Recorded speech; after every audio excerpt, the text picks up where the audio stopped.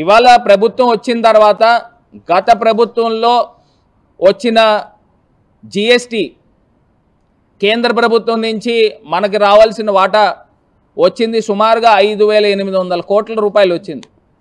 గత ప్రభుత్వం సంపాదించిన ఆదాయంలో కేంద్రం తాలూకా అక్కడ ఆంధ్రప్రదేశ్ రాష్ట్రం తాలూకా వచ్చిన వాటా 5,800 కోట్ల దాకా వచ్చింది. ఆ డబ్బు నీ దగ్గర పెట్టుకున్నావుగా. మరి మీ దగ్గర పెట్టుకున్నప్పుడు మరి తల్లులకి వందనం అని చెప్పావు. మరి తల్లులకు వందనం అని చెప్పి మరి ఏం చేస్తూ ఉన్నావు? మరి ఇవ్వాలి కదా డబ్బు. మరి పిల్లల్ని స్కూల్స్కి పంపించాలిగా. నాడు నేడు పరిస్థితులు ఏమవుతాయో ఎవరికి కూడా తెలియదు. మరి ఇవాళ వచ్చిన కొత్త ప్రభుత్వము ఇప్పటికైనా పేదవాళ్ళకి అన్యాయం చేయదు. పేదవాళ్ళకి అన్యాయం చేయకుండా గత ప్రభుత్వంలో ఏ రకంగా అయితే పేదవాళ్ళకి న్యాయం జరిగిందో అదే స్థాయిలో వైఎస్ఆర్ కాంగ్రెస్ పార్టీ తరఫున మేము డిమాండ్ చేస్తూ ఉన్నాం. పేదవాళ్ళ పక్షాన్ని నుంచి ఉంటాం. పేదవాళ్ళకి అన్యాయం జరిగితే ఎట్టి పరిస్థితుల్లో ఊరుకునే పరిస్థితి లేదు అని కూడా ఈ సందర్భంగా తెలియపరుస్తున్నాం. మరి ఇప్పుడే వరదలు ఫస్ట్ ప్రమాదక హెచ్చరిక ధవళేశ్వరం బరాజ్ దగ్గర మరి తీసేశారు కాబట్టి ఇప్పుడు అంటువ్యాధులు ప్రబలం కాకుండా దానిపైన పూర్తిగా శానిటేషన్ పైన దృష్టి సారించి ప్రత్యేకించి లంక గ్రామాలు అయితే కానివ్వండి, ఏజెన్సీ ప్రాంతాలు అయితే కానివ్వండి, దీనిపైన దృష్టి సారించండి. ఎందుకంటే అసలు ఛాలెంజ్ ఇదే. ఎందుకంటే బురదతో కూడుకుపోయి ఉంటుంది. దానికి ఎప్పటికప్పుడు శానిటేషన్ ప్రాపర్గా చేయించి మందులు అసలు నాకు ఆశ్చర్యం అనిపిస్తూ ఉంది. గత ప్రభుత్వంలో మరి టెలిమెడిసిన్ జరిగేది. డైరెక్ట్గా ఫోన్లో నేరుగా కనుక్కోవడము, వాలంటీర్లు నేరుగా ప్రతి ఇంటింటికి వెళ్ళడము, మందులు అందించే కార్యక్రమం. అసలు ఈ ప్రభుత్వంలో ఏం జరుగుతుంది ఎవడికి తెలియదు.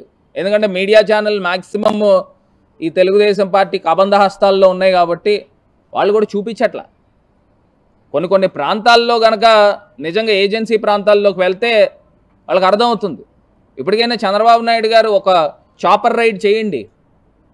హెలికాప్టర్ మీద మీరు పోలవరం ఎలాగ వెళ్తూ ఉంటారు కదా, ఒకసారి మొత్తం ఆ ప్రాంతాలన్నీ కూడా చూసి అధికారులని అలర్ట్ చేయండి.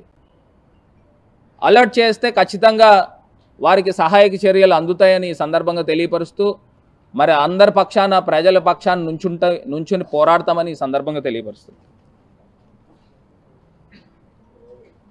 ఈ వరద రావడం వలన ప్రత్యేకించి ఏజెన్సీ ప్రాంతాలు మనకి ఈ ప్రాంతాలు చూసినట్టయితే కోనవరం కానీ దేవీపట్నం ప్రాంతం కానీ ఇవన్నీ కూడా చూస్తే పోలవరం ప్రాజెక్టు స్టార్ట్ అయిన తర్వాత మొత్తం బ్యాక్ వాటర్స్ అంతా కూడా ఈ ప్రాంతాలకు రావడం వలన పూర్తి స్థాయిగా ఇవన్నీ కూడా ఈ ప్రాంతాలకు రావడానికి మొత్తం అంతా కూడా వరదలో చిక్కుకుపోయిన సందర్భాలు.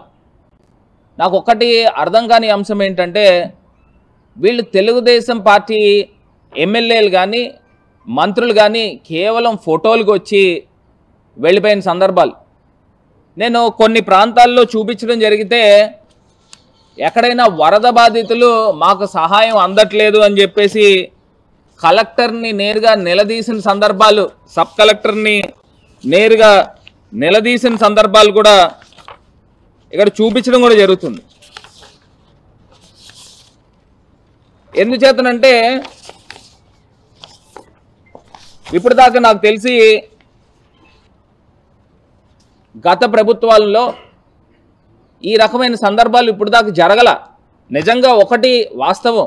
ఎందుకంటే ఈ వరదలు వచ్చినప్పుడు ఏదైతే కాళేశ్వరం దగ్గర నుంచి ఇలా పోలవరం మీదుగా వరదలు వచ్చినప్పుడు ఏజెన్సీ ప్రాంతాల దగ్గర నుంచి వచ్చే ఈ సబరి వాటర్ కూడా ఎక్కువ రావడం వలన ఈ పోలవరం ప్రాజెక్ట్ కట్టడం వలన గతంలో సబరి వాటర్ అంతా కూడా గోదావరిలోకి వచ్చేసేది. మూడో ప్రమాదక హెచ్చరిక వచ్చేదాకా కూడా అక్కడ ఏ రకమైన ఇబ్బందులు ఉండేది కాదు, ఏదో అడపాదడపా ఉన్నప్పటికీ కూడా.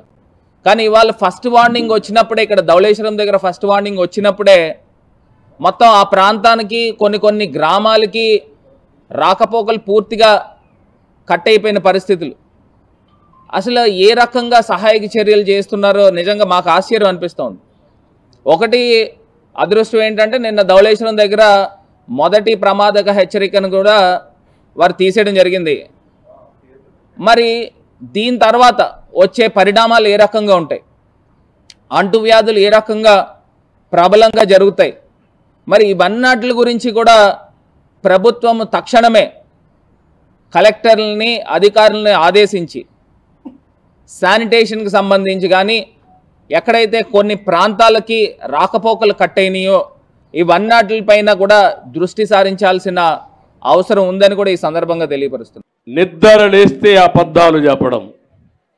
2 నెలలుగాల నేను వచ్చి ఇప్పటికే నేను ఏమీ చేయలేదని మాట్లాడుతున్నారు.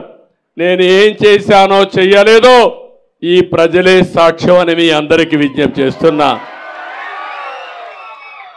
మళ్ళీ మీ అందరికీ హామీ ఇస్తున్నా, ఒక పక్క అభివృద్ధి చేస్తా, ఒక పక్క సంక్షేమానికి పెద్ద పెట్టేస్తా, ఇంకో పక్క ఆదాయం పెంచుతా. పెంచిన ఆదాయం ఈ పేదవాళ్లకు పంచే బాధ్యత నాదని మరొక్కసారి మీ అందరికీ హామీ ఇస్తూ